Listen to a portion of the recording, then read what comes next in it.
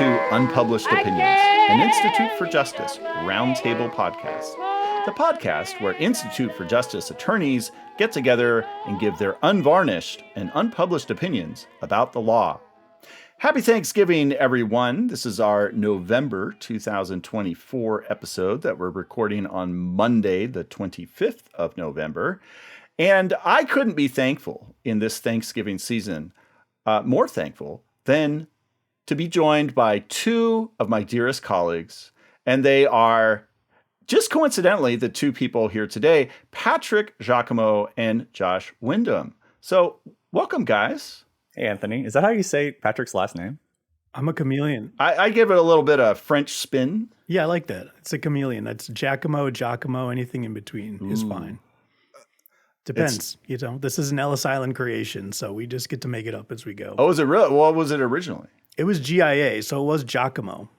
But like what nationality? Italian, Giaco. Oh. Giacomo. Exactly. That's exactly right. Yeah, I actually have an aunt who changed it back to that spelling. Good for her. Sure. Shout out to Aunt Beth. I was thinking it was like Giacomo, like Jacobin. No, it's not. We're not a socialist family. Okay. I mean, they're kind of socialist, kind of just murderous, but anyway. Well, like I said, we're not a socialist family. We very good. We won't go all French Revolution here today. We're more American Revolution type of podcast. So thanks for the feedback we got after our last podcast. So this is the second episode where we are on our own feed, unattached to any other mother podcast of ours. And we have our rotating panel of Institute for Justice clever people to keep everyone engaged and amused. And one thing it seemed last episode, we got some feedback on about something I said, which I deeply apologize for if I have offended anybody. And that is on using counts in complaints to ask for declaratory judgments, or I should put that better, that the count itself would be just for a declaratory judgment, not like a underlying cause of action like breach of contract or a tort or constitutional declaration or something like that. So I just thought that was weird that I've seen complaints where you have count one, breach of contract, count two, and then count three will just say declaratory judgment. And actually what you want is a declaratory judgment about a breach of contract or violation of the Constitution or something.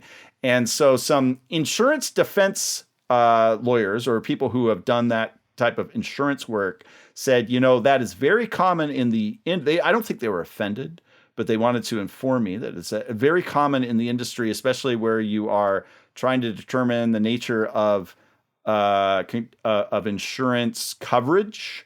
And so you ask for a declaratory judgment about whether or not the contract covers like an insurance claim. And they said, you just have that as declaratory judgment. And my whole point was, well, I get that, but the underlying question is whether or not there is a breach of contract if you don't give coverage, right? So it's declaratory. But anyway, I guess, I was stomping on some settled ground there. How could you? I don't know if you guys have it. Patrick, you might have dealt with insurance coverage in your former life. I did, yes. I was just going to say, I wouldn't take the industry of insurance defense attorneys as the best standard operating procedure in all instances. Well, the ones you wrote, Anthony was trying to apologize. Are friends of ours and very clever people. So I don't want to put them down. I'm trying to re-inflame our audience. This is why we have you on. People will listen because they love us or they hate us. Anthony, I mean, like my reaction to that, not knowing anything about the background of the ire you drew for whatever comments you may or may not have made. I mean, why are we getting so up in arms about the way that these parts of the complaint are pled? I mean, I just thought it was odd. Pleaded, please. Okay, pleaded. Yeah, pleaded. Right. Sorry. I'm rusty coming off paternity leave here, guys. But I mean, I don't know. Like there are definitely areas in the law where it feels a little bit more gray, where a lawyer might, add an extra count that isn't really a substantive count, or do the reverse because they're trying to, cover their butt because courts like to ding you for technicalities. So I don't know. I mean, at the end of the day, isn't the job of a court just to look at a complaint and construe it to do justice to the cause of actions substantively brought and the relief requested? Amen. This is a notice pleading world. And that was kind of the point that we discussed in the last episode. It's just that often, as you gentlemen may know, a judge is looking for an excuse to throw a complaint out.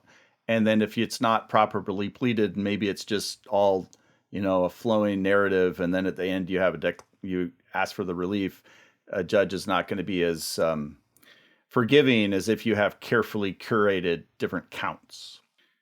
But we don't need to complain about that. We have other things to complain about here. One of them, I don't know if it's a complaint, but there were some thoughts in our chat before we began recording about social media and public interest law. So there's been a lot of talk about what social media platform you use. There's unfortunately, I wish there was just one. I don't want a government mandate or anything, but just one that everyone used. So it's like the commons of the earth, we could all just talk to each other.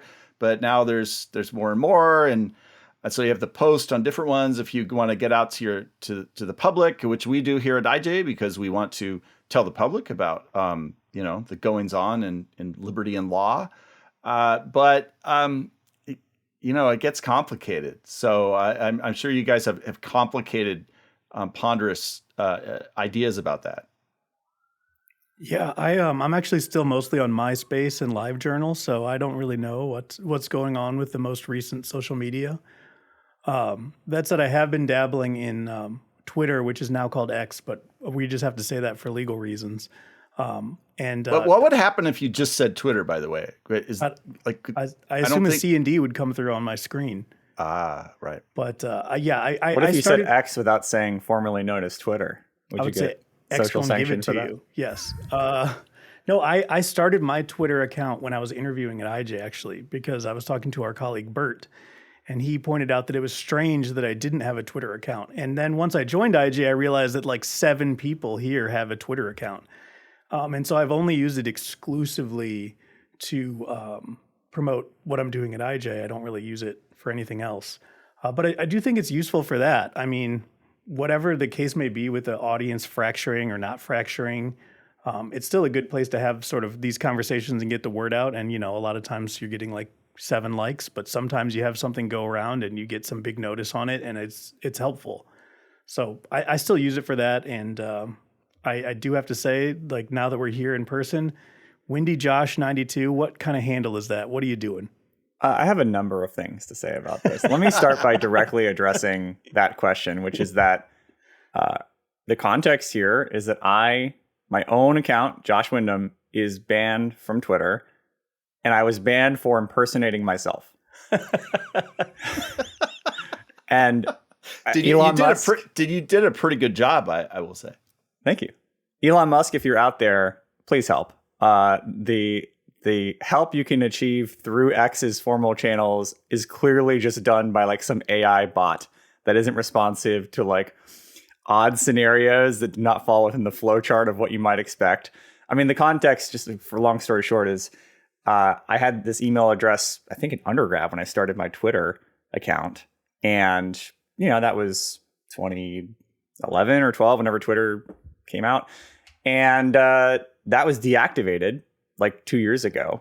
And so I lost access to that account, forgetting that it was my entryway into Twitter.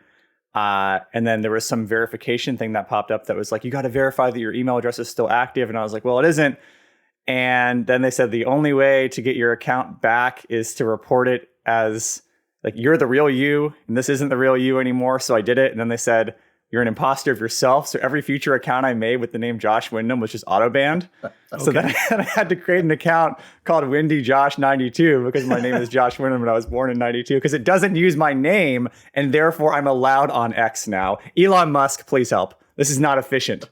You didn't have to pick that handle, but I think the main takeaway here is that you also informed on yourself for impersonating yourself. That was what Twitter told me to do. This is like some sort of like matrix-driven circular hellscape Okay. that you created. But like, let's get to the meat of the issue. The meat of the issue is not why do I have a crappy Twitter handle.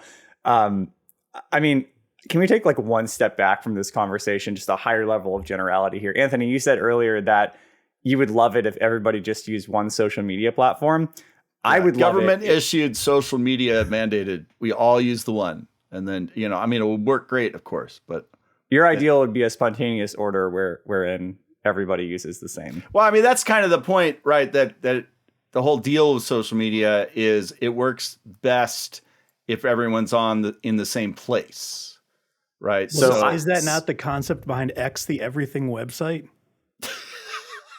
Well, yeah, if you're paying for everything in the same place, then one outfit can take the skim off the top for every transaction. I think, that's actually what's going on there. But in terms of conversation, like, it's a public square. So if you're all in the same square, then you're all talking to each other. If you have multiple squares, then it's harder for the word to get around.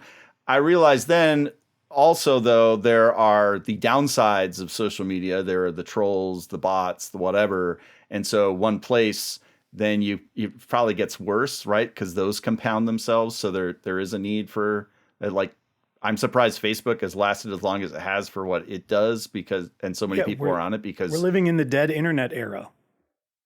Explain that.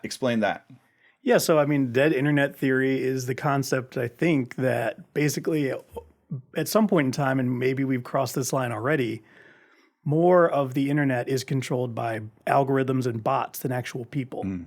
And so kind of what ultimately ends up happening is that people realize that the way to be successful inside of the dead internet is by then pretending to be and acting like bots and algorithms. And so that's what we kind of see the race to the bottom in the way that people behave on Twitter or Blue Sky or whatever. A few things. Let's hear it. I want to get back to the point you're making right now, Patrick, but to return to what I was saying earlier, because it'll tie in. I mean, you were saying, Anthony, that it would be great if everybody were on the same platform. My view is that it would be great if everybody were not on any social media platform, because I think social media is a brain-rotting virus. Largely does not make people smarter, largely does not promote informed and thoughtful discussion between individuals online. And part of the reason for that is that communication, I mean, this is going to sound heterodox, but like communication is so cheap and so effortless on Twitter that you don't have to put any investment into your communications. You can just fire off the first thing that pops into your brain as an anonymous bot, and there's no repercussion for that. There's no social sanction for that. You're not going to be ostracized. You could be, you could be an egghead. You can be Windy Josh 92, and nobody knows who you are, right? And I don't think. So this race to the bottom idea, I don't think it's about my hair disability. We can get back to that later when we talk about wigs. But I don't think that this race to the bottom is primarily driven by bots. I think it's primarily driven by the fact that people don't have to intellectually engage when they get on social media, and therefore bots can fill the void. I just don't think it's a great. I mean, if you look at a thread on Twitter, the person who does a tweet and it's like thread, and they do the thread emoji, and it's like 20 pieces of text to get across like a 3-paragraph post they could have written on Substack or something. I would much rather just everybody be on Substack. If we're gonna do this online thing. I think there's a lot of pros and cons there, and you have identified a lot of cons.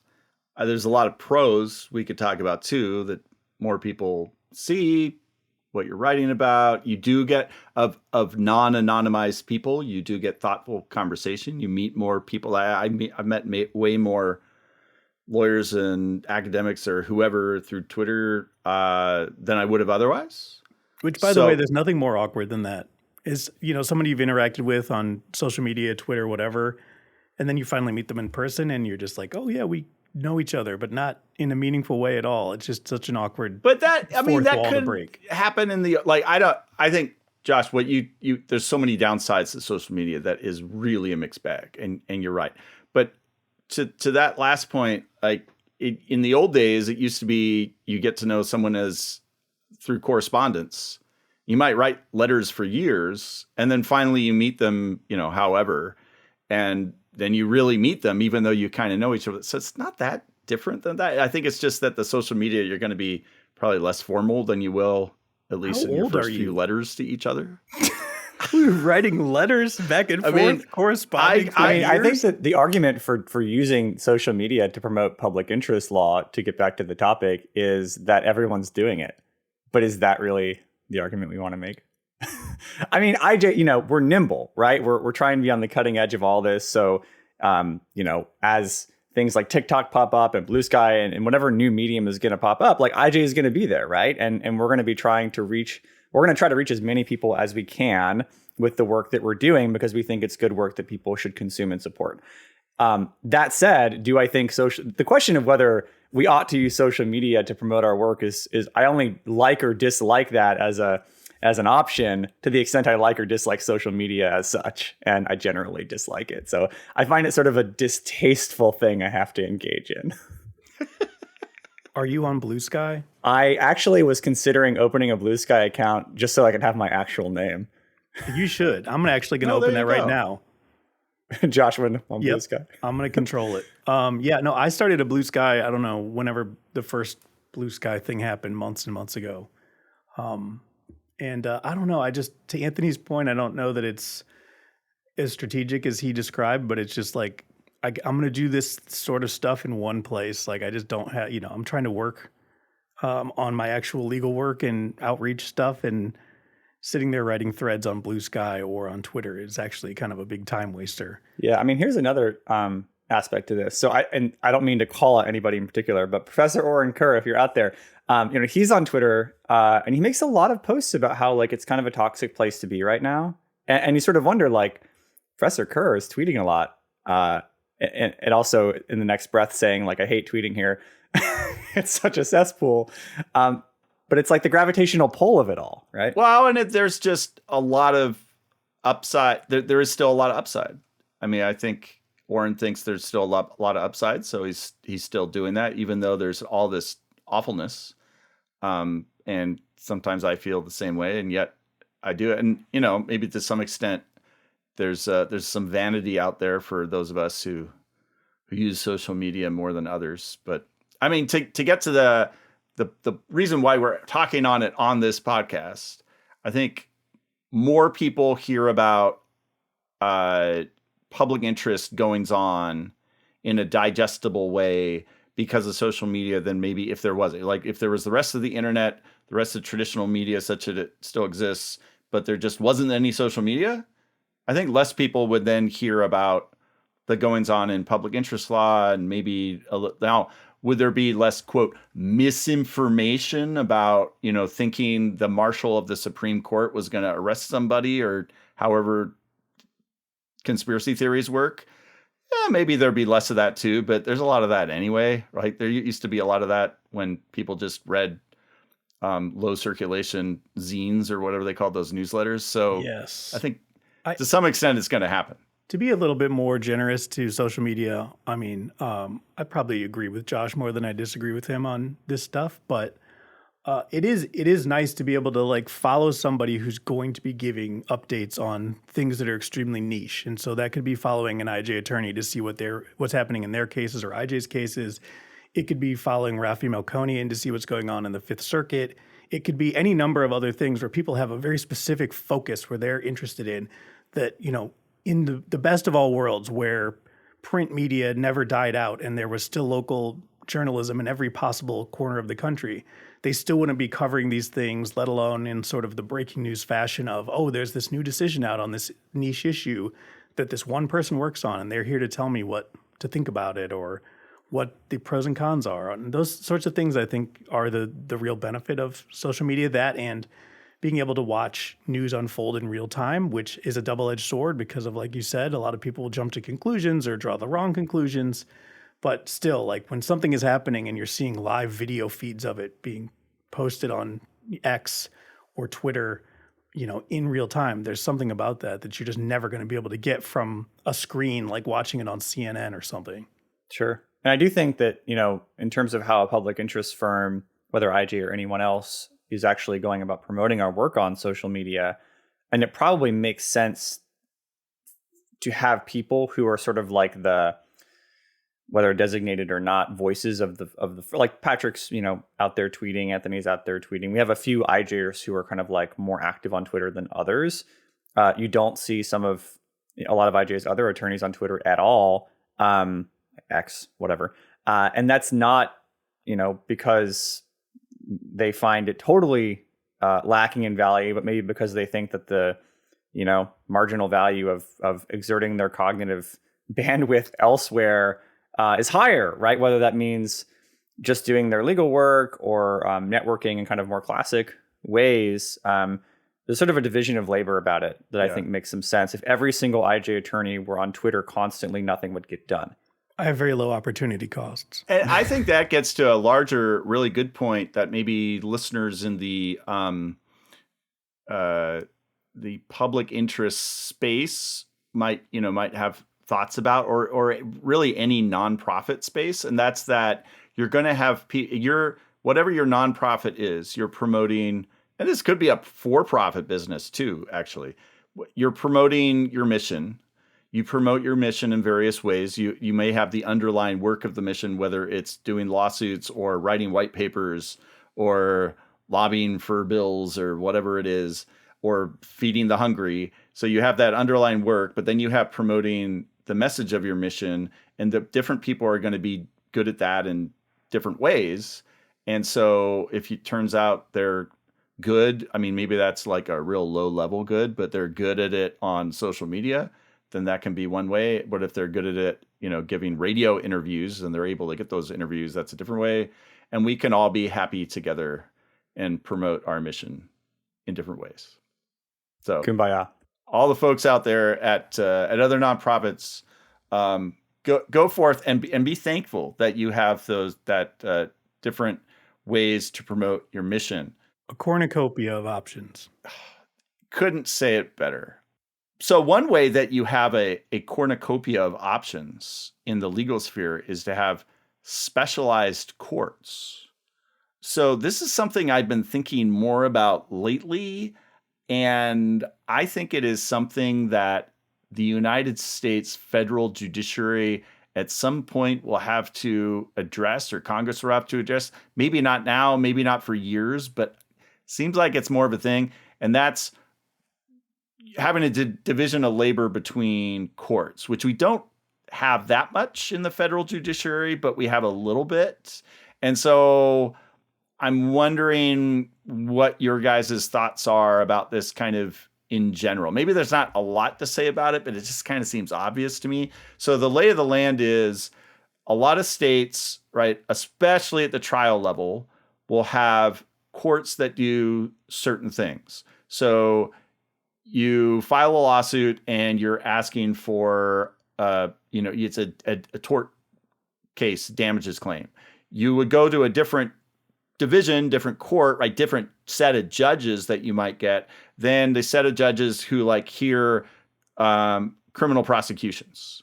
Now in the federal system, it's very like Article 3, almost all judges, not all, but almost all judges get the same kinds of cases, no matter, as long as they have jurisdiction physically in that area, they're going to get the same kinds of cases. There's a little bit, right? There's a court of international trade. They're Article 3 judges. They just get these quirky international import-export type cases, international trade. There's the Federal Court of Claims, which are not, I think, Article 3 judges. They get federal contracts and stuff, but then that goes up to the Federal Circuit, which is a specialized appellate court. DC Circuit is kind of a specialized court, right, for some stuff. But a lot of states are even more specialized. And Josh, I know you've been before a certain court in Pennsylvania, where the appellate court, at least, and it's also kind of a trial court, hears public law cases, is the Commonwealth Court, whereas just a slip and fall lawsuit with private parties or breach of contract goes before a different appellate court, but then they all go to the Pennsylvania Supreme Court. And then there's Texas and Oklahoma that have different Supreme Courts for criminal and non-criminal stuff. So it's I wonder if, and maybe this is just, a lawyer who's had maybe a few cases in his background where the judges kind of didn't get it. And he thought, well, how could you not get it? And so maybe any lawyer is going to have this complaint. It's just inherent. But if there were more specialized courts, would judges kind of pay more attention to your case because they're specialized in that area, whether it's constitutional or tort or whatever? Or would that just mean they're captured by specialists and then they start all ruling the same way? Yeah, I mean, I think there's sort of a couple of things to balance here. So on the one hand, at the end of the day, you want cases that are before courts to be decided correctly. I mean, that's sort of like the point of a court is to get the law right. To the extent I guess so. Yeah. And so that's one side of it. But then, and you might think that having specialized courts would promote that.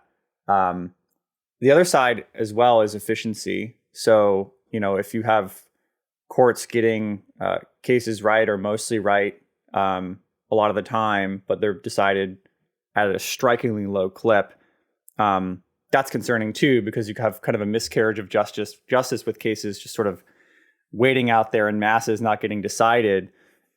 You would think that having specialized courts in some ways might promote efficiency and allow judges to develop the specialty needed to decide cases quicker and more correctly. So, I mean, like a lot of family law courts or bankruptcy courts are dealing with like high volume cases that sort of are similar from case to case. And so that case by case knowledge and expertise is helpful. Yeah, for promoting bankruptcy efficiency. courts. That's a good example. And so like it strikes me that there are areas where if the volume is super high, having specialized courts might be a good thing. The thing I worry about is what you just said, Anthony, which is if you have a court that specializes in something like constitutional law, for example, I don't know that I want. I mean, maybe it's just because I work at a public interest firm and we're pushing the kind of edge of the law with most of our cases, but I don't know that I want a court that thinks it knows everything about constitutional law and has these like entrenched views before I step in the courthouse doors, rather than a judge who maybe hasn't heard of the issues before the briefs, but then engages with them for the first time honestly and with kind of a sober mind and doesn't really have a dog in the fight or an axe to grind philosophically about the case one way or the other, and just kind of takes the arguments as it gets them. That feels like I'm going to have a better shot in a lot of ways in IJ cases than a judge who is sort of like super entrenched in their views, Yeah, I practiced quite a bit in the specialized business court in Kent County, Michigan at the beginning of my career. And it was a great experience, but I think it was just because it was a docket run by a great judge, Chris Yates, who's now in the Court of Appeals in Michigan.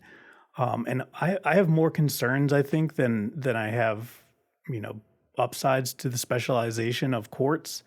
I think there are some areas where it makes sense to specialize, but I think that they should be areas like the business docket or, whatever administrative claims type stuff, because anytime you have a situation where there's a specialization, where there's a powerful interest group on one side and a less powerful group on the other side, I think it is inevitable that the powerful group will be able to capture that specialized court. And so in a constitutional issues case, for instance, it would be the government itself.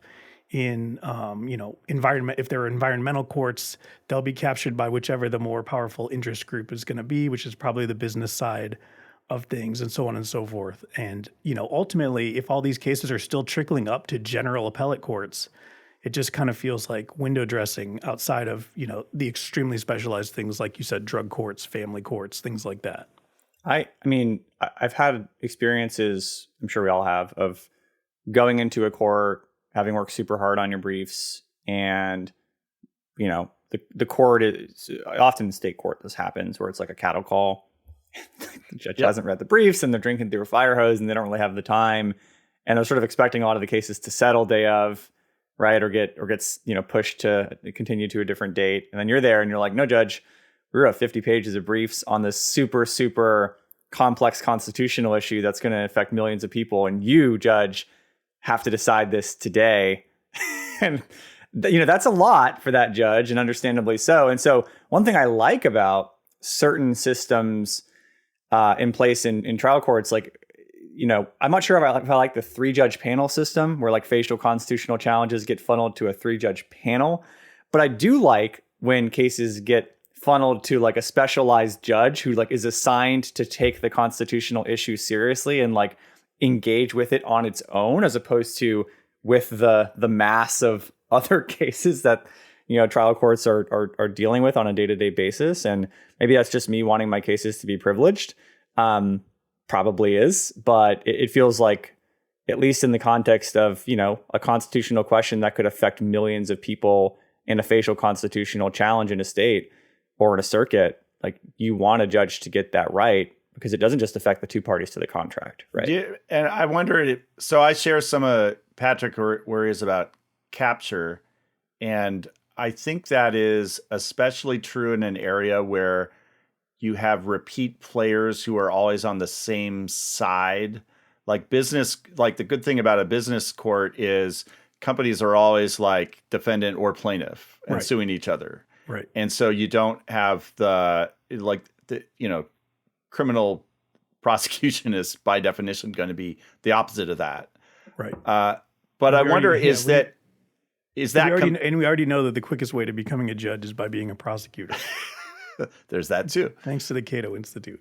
But is that going to be compounded more if we're talking specialized appellate courts, or is it not as worrisome? And the reason, Josh, I brought up your experience is the Commonwealth Court in Pennsylvania is an appellate court. And so those, when they're not sitting as a trial court, which is in itself kind of odd, but it's just unusual.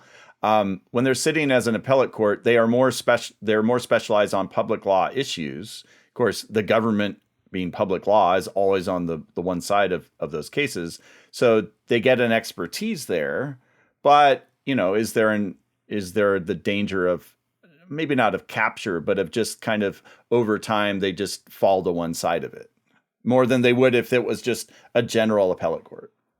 I don't know. I mean, this is anecdotal, but speaking from my own experience there, I feel like I've always gotten a pretty fair shake with the cases I've had before the Commonwealth Court. I mean, the one thing I'll say that I like about the Commonwealth Court is that when you file a case there, and I'm sure it works this way in other states too, if it's a constitutional challenge to a statute, for example, and those are largely questions of law, you file in the court's original jurisdiction, and then if you lose, you just appeal straight to the state Supreme Court as of right.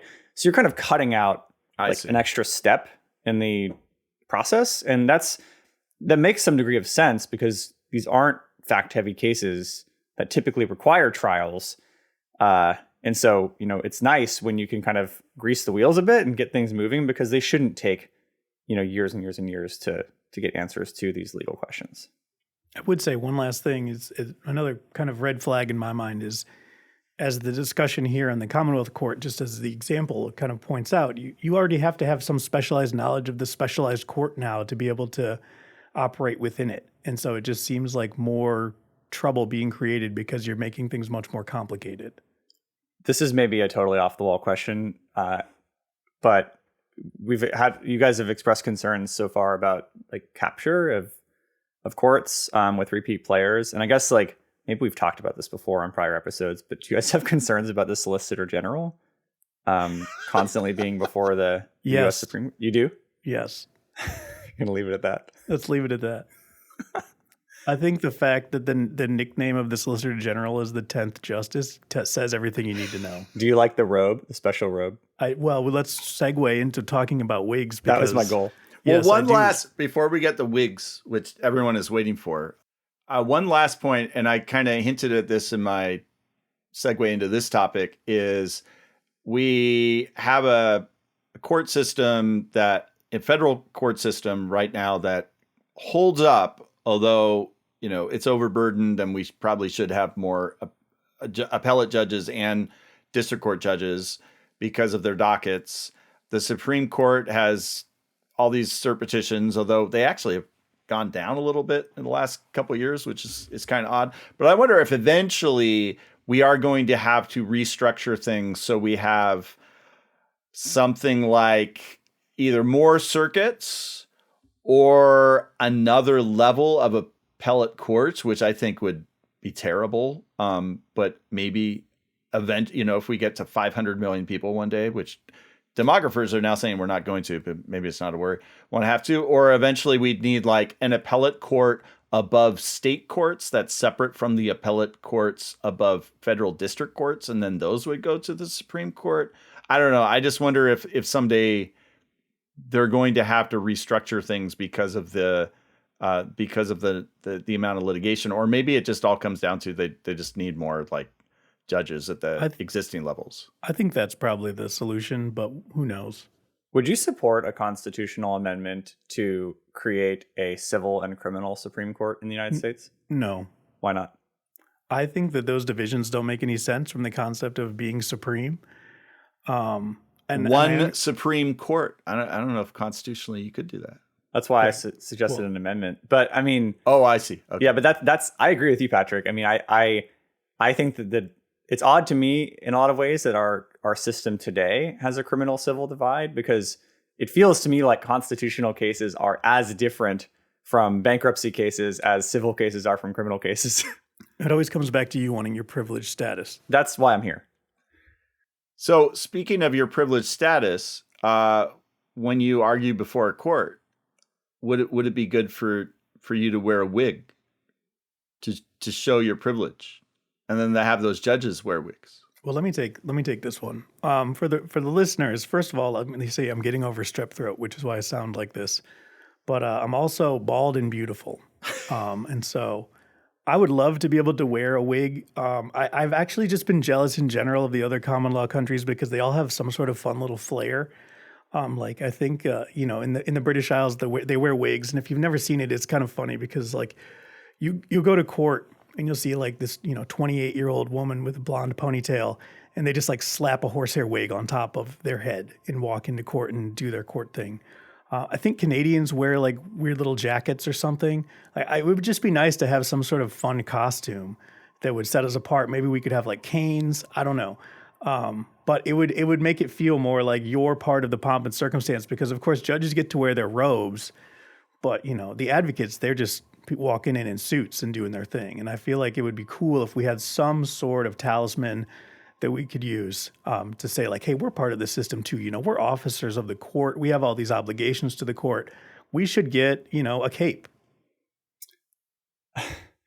Okay, so maybe there's a difference between whether advocates should have a costume and whether judges should have a costume. We can kind of unpack that. But I think, Anthony, the original question that you posed to us in email, so I'll address this first, is whether judges should wear wigs.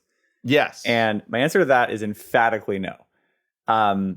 Because I think it gives judges the kind of aura of superiority in a way that I already don't like that they have when they're raised above you on this podium, and they all kind of sit like above you as a panel of they're judges, but it feels like they're almost deities in a lot of ways. The robes add a bit of gravitas to all of that. What if you take it the other way? Sorry? What if you take it the other way and you say like, well, they look silly with those wigs on, so like it allows me to lower them in stature. It's like imagining everyone in their underwear. Right. I watched little clips of the Ibarra trial, and it was interesting that the judge sitting there was just wearing a suit. What trial? The Lake and Riley murder trial. I guess I missed that one, but okay. Yeah, I mean, it was all over the news. Google it. It wasn't on Twitter, so it wasn't on Twitter, so it didn't happen. Anyway, recent murder trial down in I think it was Georgia. Now I'm going to look that up. Let's see. All right, but they were wearing wigs. That's what you're saying? No, that's the point. It was the judge was wearing a suit, and it was a criminal trial, and yeah, it was Georgia, and I thought that was great. Like he was just a guy there doing his honest best to get the answer right. And, judges are often typically lawyers. And like the suit gives a level of formality and seriousness that I think makes sense when you step into a courtroom, because you're dealing with life or death, assets, property, like lots of really important weighty things. But the idea, I mean, I'm uncomfortable with judges putting on some kind of, the cloak makes them seem like they're not human, but they are human. And justice isn't blind. Like people are people. You're talking to a human being. They have their own thoughts. They have their own biases. They're going to try to shield them however they want to shield them. But at the end of the day, you're talking to a person. And to me, it doesn't make it any better that they're wearing a pillowcase. So here is the defense. I'm going to give you the reason. You kind of hinted at it there for why judges wear robes. And then maybe wigs go into that. Maybe they don't. So, right. We often forget judges wear robes because justice is supposed to be blind, as you say it's not. And we are supposed to look at the judge as the court, as the law, and they are rendering judgment because they're bound by the law. And if they just sit there in their suit with, whatever tie they picked out for the day or whatever, then they are individualizing themselves instead of reminding. It's not just for the court, for those of us in the courtroom. It's for the judge, him or herself, to be reminded that you're not just you, the person you are outside of the courtroom. You are supposed to channel the law in your ruling. Now, of course, that in a big way is a legal fiction, but it's true and to some extent, right? So my point they don't write the law. Yeah. My point is not that objectivity is impossible. Like that's not the axe I'm grinding. It's more that I think that it would be nice if judges and advocates were sort of in this endeavor together on the same level. Like judges aren't superior to us.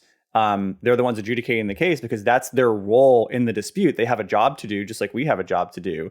But at the end of the day, it would be nice if everybody just walked in wearing a suit. There were a common dress code that was like, wear black or gray or like neutral colors that don't allow you to like put on the flair or have this, crazy level of individuality that distracts from the issues or the client's interests.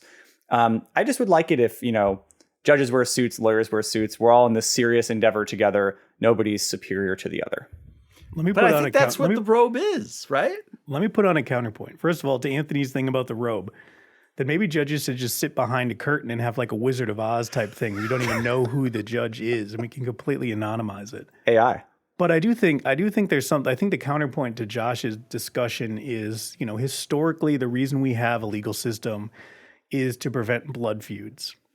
Centuries of development were to provide a sense of justice, not to get every case right, but to provide enough justice that people don't take justice into their own hands. I think that fundamentally is what the modern legal system is based on, whether we like to acknowledge it or not. And so I think having some amount of pomp and circumstance in the system is what maintains that, or is a part of what maintains the sense of like, okay, there's a formal process in place that I get to, have my say and I get to have my dispute adjudicated. And, the process itself is bigger than all the people. But that's, I think, why the judges are sitting up above you normally and they're wearing robes and you have all these fancy buildings made out of marble and things like that, because they need to give a sense to everyday people that, hey, we as a society have built this giant edifice that's supposed to settle disputes in a way that's just. And I do like the robes for that purpose. Like, I mean, to the extent I'm deciding between robes and wigs, I like robes for the purpose that you just described, Patrick. I think that's laudable.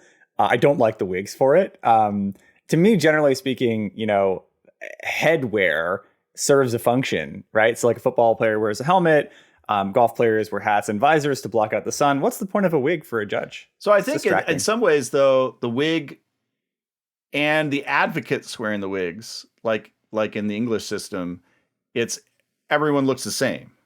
Yeah, so it's beyond even the judge being blind. It's that we're all just here talking about the law. I mean, So you're saying the point I made earlier about us all being in the same enterprise is promoted by everybody wearing wigs. That's right. Here's a question. Do we think, our government representatives should wear suits or particular costumes, or is it fine if they wear sort of like clothes of the people, right? Like, do we have opinions about that?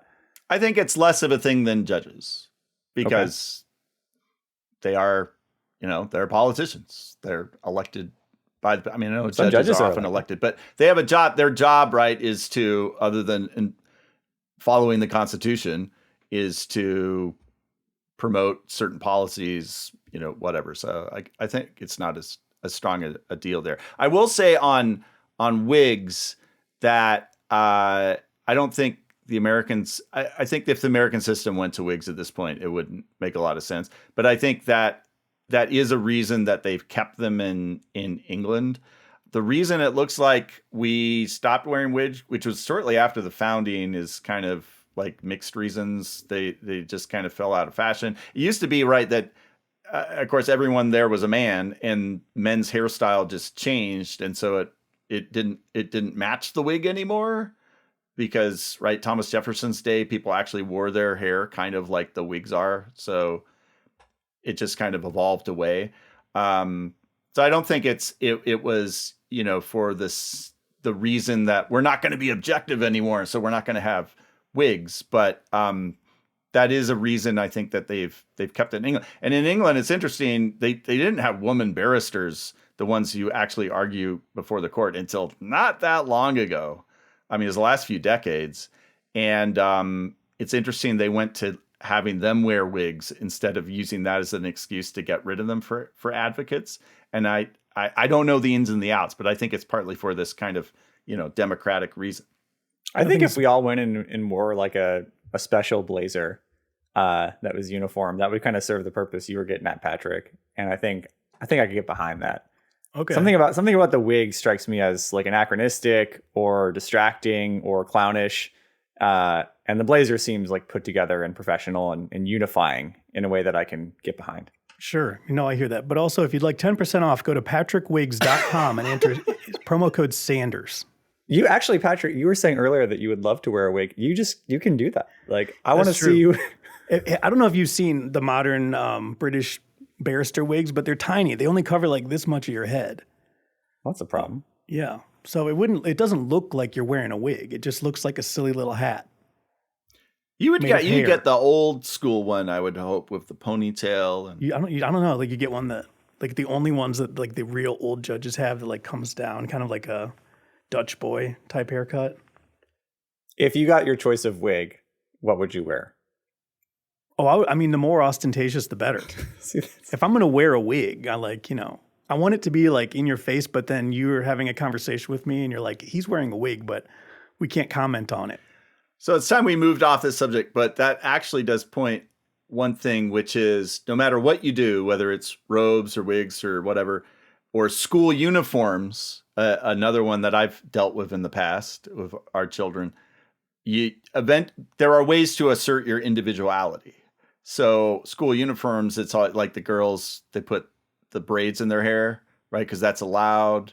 And which braids are worn on which days or whatever is they're going to focus on. And judges, right? RBG in her collars, that was a way to have some kind of statement, even though she had to wear this same gown that everyone else had. So it's going to happen. It's just channeling it in certain ways that are going to be less, showy or less anti-democratic or whatever it is than others. Just to add a quick coda to that, in the Commonwealth Court, I had a trial, and the judge presiding over the trial is a single judge, even though the Commonwealth Court typically sits in panels. You don't do trials with panels. We got into court the first day, met our judge, and we had two paralegals there, and both ladies, and they were like, "This judge is making a statement." And I was like, "What do you mean? I can't tell. Like, I'm just a lowly man over here. What statement is she making?" And they said, "Look at her earrings." And I said, "Oh," and they said, "Yeah, these are these huge, beautiful, like ruby-looking earrings." And I won't name the judge, but it was, all they could do the whole trial was talk about how fabulous she was and how she was making a statement with these like small little parts of her wardrobe, and I just would have totally gone over my head because what was the I'm a blockhead, huh? But what was the statement? That this was an important trial, or they took it as she's making her presence known, like she's here to take this seriously. Gotcha. Yeah. Well, as she should have. Yeah. So that's great. So let's take something else seriously, and that is what you are reading or watching or have in the past. The last book you read maybe 5 years ago.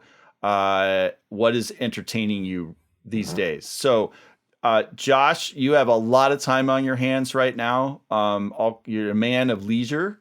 So, what is entertaining you when you're not doing those other stuff in your life?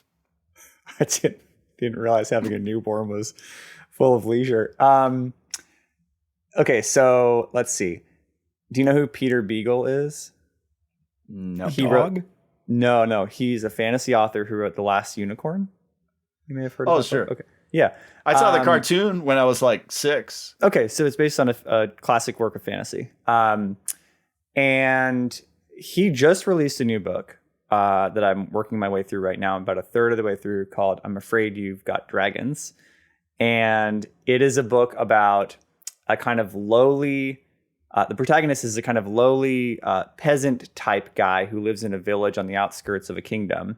And his father has recently passed, and he's inherited the family trade as an exterminator, except their extermination is primarily in the realm of dragon extermination. And in this world, there are all sorts of dragons ranging from the size of mountains to the size of a bug. And so he's called to go to a castle in this kingdom, and they have an infestation of dragons in the walls and on the floors and in the ceilings. And he's called to go, rid the castle of these pests. And in the process of this quest, we learn that there are much bigger dragons out there in the world, and there's princes and queens, and it's lovely. It's a nice little work of charming, cozy fantasy that is really giving me the vibes that I so desperately need in this time of not leisure. So is it a? I don't mean to demean you here, Josh. Is it a kid's book? No. I don't mean like a pop-up book. What's the reading level on for this younger book, audiences? I don't know. I don't think it's a kid's book. Was The Last Unicorn a kid's book? I would assume it's probably young adult fantasy. Yeah, okay. And I read a fair amount of young adult fantasy because I think it's actually very well written.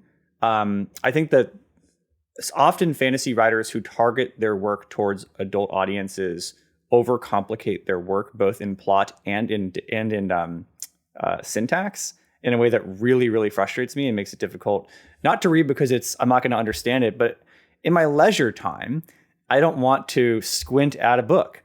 And this is maybe what sets me apart from, much smarter colleagues of mine who enjoy reading things like Shakespeare in their spare time. But like, I don't want to read Shakespeare in my spare time because it's difficult. What I'd rather do is like pleasantly and casually consume a book with a cup of coffee and a cookie. And that's exactly what this book is giving me.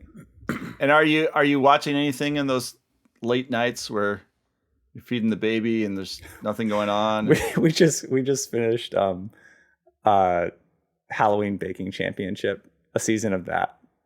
Which is lovely because it's just people baking like spooky Halloween themed. By the way, if you like baking shows, obviously I think a lot of people like Great British Baking Show. But a nice show to watch as well is there's a new Harry Potter baking show out. And it's set in the Warner Brothers studio with a lot of the old set pieces from Harry Potter that have been brought there. And the actors who play Fred and George, the Phelps brothers, are there hosting it. And it's lovely. Like all the bakers are professionals and they're making these like creations of dragons and Patronus charms. And yeah, okay, I'm revealing a lot about myself on this podcast, but it's look, I'm in a cozy place in my life, and this is giving me what I need. So you need your dragons. That's dragons in my Harry Potter. Hang on to whatever you can right now. Patrick, what are you hanging on to? I don't read things. I'm definitely not in the category Josh described, the colleagues who are reading Shakespeare in their free time. But I am watching a lot of TV and movies, mostly TV these days. And my wife and I watched a show a couple months ago called Bad Monkey on Apple TV, which stars, now I'm blanking on his name, Vince Vaughn, as a kind of like quick talking detective type who's solving an interesting whodunit in the Florida Keys in the Bahamas. And it's just very well done, enjoyable show to watch, murder mystery, starring the quick talking Vince Vaughn, who's been doing stuff since his kind of heyday in the Wedding Crashers era, but kind of much more low key. He's done a bunch of kind of like exploitation style films called like Dragged Across Concrete and the Brawl in Cell Block 99, which are awesome, but very different from Bad Monkey, which is more of like a charming comedy drama that unfolds before your eyes. I feel like Vince Vaughn has aged really well as an actor. I saw him on, you guys watch Hot Ones? Mm-hmm. Yeah. So Anthony, if you don't know, it's a kind of a YouTube short show that features interviews with actors and actresses. And while the interview is going on, they're eating increasingly spicy wings. And the interviewer was asking them, questions about their past and about their work and stuff like that. And it gets kind of a low key drunk history. Maybe? Yeah. It's spicy wings. It's a nice watch. And Vince Vaughn was on a relatively recent episode. I say recent because it probably wasn't that recent, but it was, within the last year. And he was delightful. And I hadn't consumed much of Vince Vaughn recently, but he seems like he's really come into his own in his later kind of the second phase of his acting career. And I would venture to guess that somebody like, he's sort of the same era as Will Ferrell. I don't think Will Ferrell has aged as well as Vince Vaughn as an actor. He hasn't really found his stride as a mature actor. So, Patrick, is Bad Monkey, is he a PI or is he like a police detective? He's a police detective who's fallen in a difficult spot where he has been removed from duty. Oh, yes. And part of solving the crime is part of whether he can make it back onto the police force. Interesting. Anthony, what are you consuming? So I am just about to finish a sweep I've been working on all this year of reading all of Jane Austen. Classic. And it's been a kind of crazy journey because I tried reading Pride and Prejudice a long time ago, like 20 years ago. I thought it was soppy stuff that I didn't need, and I stopped. I didn't even finish the book. And like, I'd seen the movie, I knew the plot, but I didn't finish the book. And then I got into a reading group earlier this year that an old colleague of ours was running. And I wanted to get into it because I'm doing some research on that period of history, and I just thought, this would be interesting. And then and so we read a couple other things, but we read Pride and Prejudice, and it was I got really pulled into it. And then my wife gave me the complete set of Jane Austen, and so I was like, well, I got to read the rest. And I got more and more into it every book. I think it's like I'm older, so maybe I'm more into the subtleties of the language and all that. It's easy reading, right? To your point earlier, Josh. And it's like I don't know how I would put it. So it's kind of a proto version of both Seinfeld and Arrested Development, in that you have these families where most people are screwed up in some way, and yet somehow it holds together. And that's like the Arrested Development side. And then the Seinfeld it's about nothing, and yet it's about so much more than nothing. And it's kind of magical how it all comes together. So it's kind of weird journey I've been on, but I'm almost done with that. Do you guys, Rutch, you're males in your prime of your life, so you're probably not spending a lot of time reading her, I'm guessing. Not Jane Austen. I mean, the closest thing I can think of that I've read in recent years was Anna Karenina. Because I think it's sort of about nothing, even though I'm sure a lot of studied literary minds would disagree with me and call it a masterpiece. But I didn't like it. I felt like it was the sort of blowhardy, overly bloated book that I think young adult fantasy often cures, because it simplifies the reader's experience a lot, and kind of the author can get a lot more to the point. I mean, it doesn't have to be young adult. It can be like Ernest Hemingway was this way, where he just sort of cuts to it, and I like that a lot. I find it very pure. And books that are about nothing have the ability to kind of just go on because they have nothing to say. And so they're just trying to hold you there in the experience of being a reader. And that's kind of what I thought the first time I did Pride and Prejudice was, there's a bunch of fill here, right? They go on for pages and pages about this one dinner party and like who sat next to whom, right? And whatever. And then now I'm coming at it more like all those little tiny social cues that they go into minuscule detail about are really painting a picture of like how humans behave. And I guess, I don't know if I appreciate it more now. Maybe I'm old and tired, so I just consume it more now. But anyway, and then the thing I've been watching lately is I watched it when I was like in high school in the early 90s, the Jeeves and Wooster series with Hugh Laurie and Stephen Fry. Thank you. And it's just so good. So I'm it's all for free on YouTube. So they were like, no one can ever do those books again because they encapsulate it. The only thing that's different from the books is that Jeeves in the books is like an older, experienced butler, and Stephen Fry was basically the same age when they made it, and now as Hugh Laurie. But together they were just so good. So anyway. I haven't seen that, but that sounds like a really great combo.